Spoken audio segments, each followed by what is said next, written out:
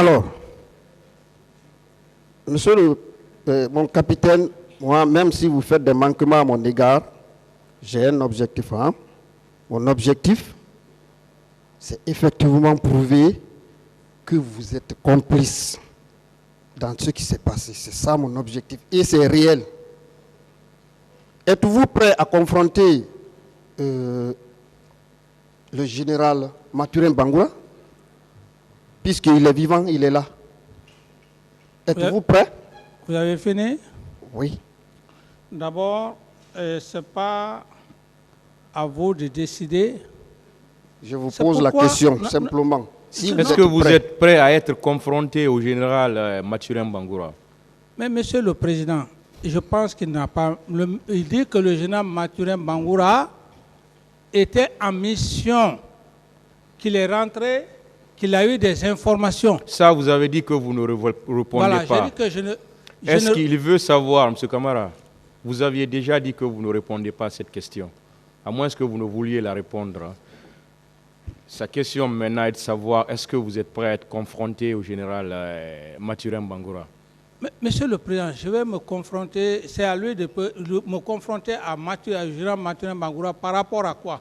Est-ce que vous êtes prêt à être confronté, oui ou non? Monsieur le Président, permettez-moi, même si le général Bangoura vient, le général Mathurin Bangoura vient ici devant votre tribunal, quelqu'un qui était en France, il est venu, les gens lui ont dit, je ne ferai que dire la même chose. Est-ce que vous êtes prêt à cette confrontation? Si effectivement il sollicite par rapport à ça, que les gens lui ont dit, et si effectivement c'est le droit pénal, vous serez à mesure, Monsieur le Président, de nous départager. Vous êtes prêt, oui ou non? Oui. D'autres questions, maître? Bien. Mon capitaine, la position du général Mathurin le jour du 28 septembre, pour moi, ne compte pas. Puisque vous êtes chrétien, excusez-moi, juste une parenthèse, que l'un des meilleurs évangiles... Non, laissez-la faire de... Laissez-moi aller au bout de mes idées. L'un des meilleurs évangiles, c'est l'évangile de Saint-Luc, qui n'a jamais été apôtre du Christ. Il a recoupé les informations qui sont des informations concordantes. Et aujourd'hui, c'est ce que l'on utilise comme vrai. Donc, si vous êtes, Dieu merci, si vous êtes déjà d'accord pour être confronté à général Mathurin Bangoura, alors j'en passe pour d'autres questions. Maître. Allez-y avec d'autres questions, maître. Bien.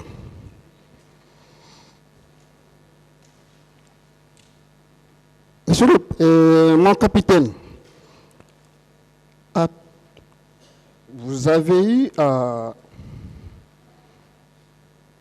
parler effectivement que Aboubakar Diakité, alias Toumba, alors a été le maître d'œuvre pour le massacre au stade du 28 septembre.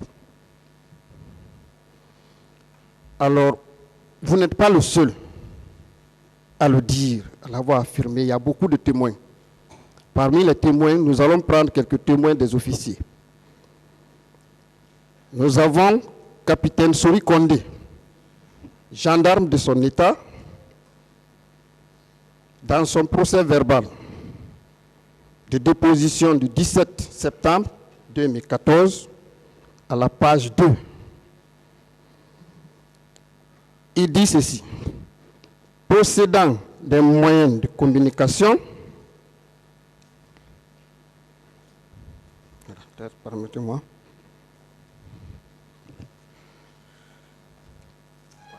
possédant des moyens de communication radio, contre toute attente, nous avons appris l'arrivée des bérets rouges au stade du 28 septembre. Est-ce que cela est vrai? Après toutes les informations qui ont été recoupées. Mais si les bérets rouges sont ceux qui sont partis au stade, si ce qui s'est dit là-bas, ça n'engage que ceux qui sont partis là-bas. Si les bérets rouges sont partis là-bas, est-ce que leur rôle était là-bas? C'est leur rôle Donc, moi, je ne fais pas des affirmations qui ne vont pas porter fruit.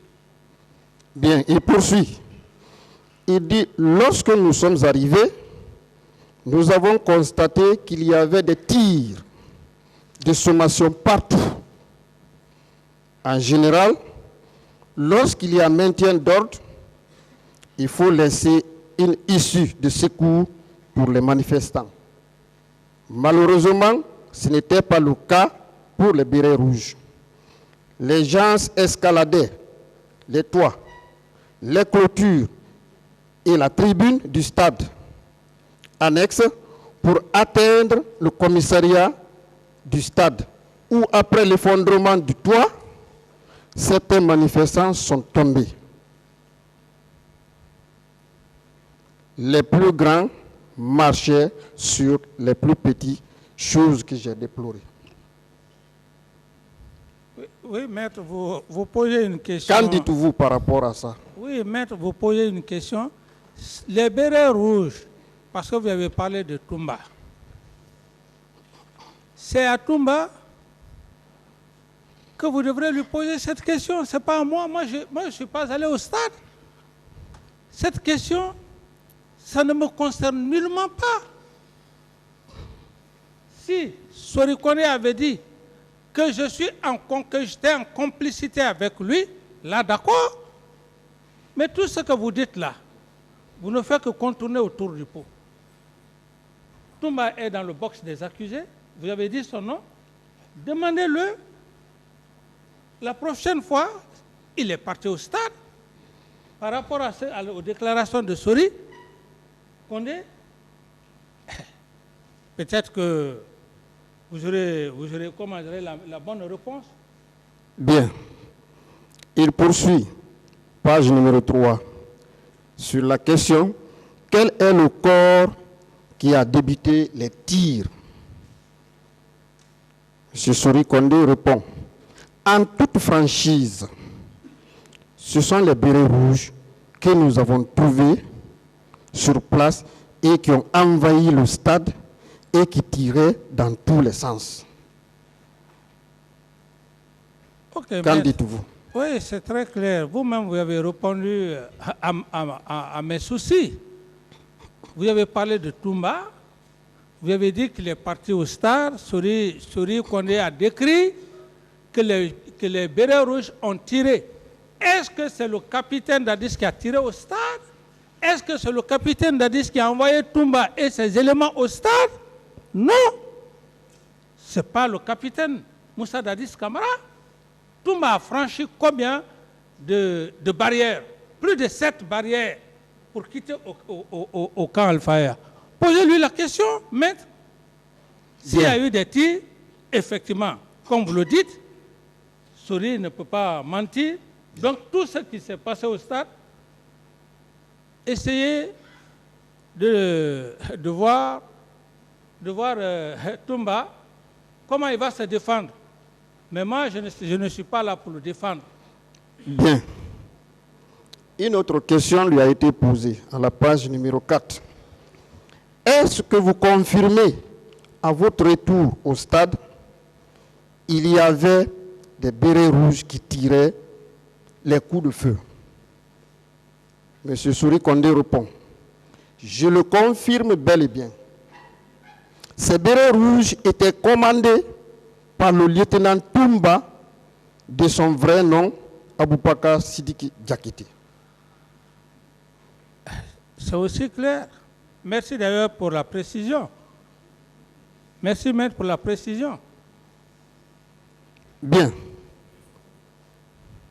En plus, il répond à une question. En plus du lieutenant Toumba, il y avait son adjudant Begré, qui est déjà mort. Je n'ai pas pu identifier les autres. Mais comme c'est une unité constituée, on peut toujours retrouver la liste à travers les chefs. Donc, non, ce sont des affirmations incontestables que moi je ne peux pas infirmer.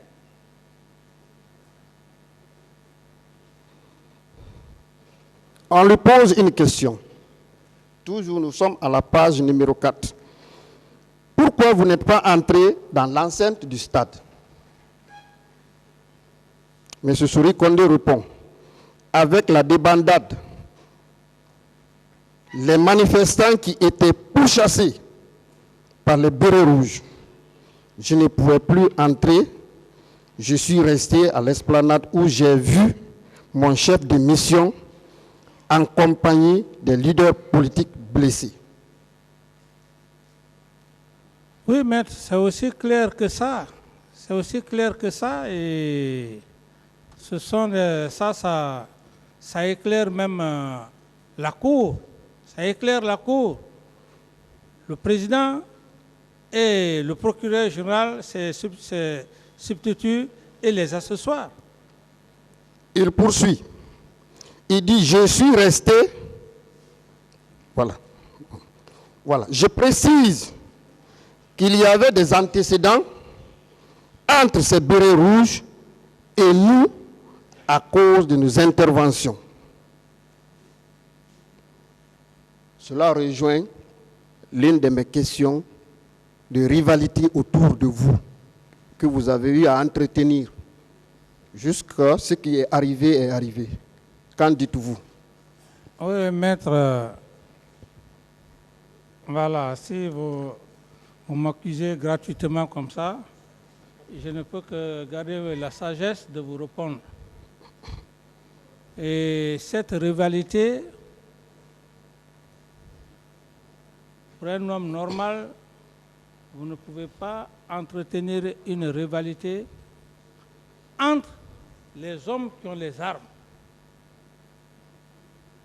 Et si j'entretenais cette rivalité, le jour où les hommes du colonel Teguro et les hommes de Toumba ont voulu s'accrocher au camp Al-Faya, ce jour, je me suis sacrifié, je suis sorti même en culotte. Alors, si c'était dans le souci de les entretenir, est-ce que je serais sorti pour aller calmer la situation?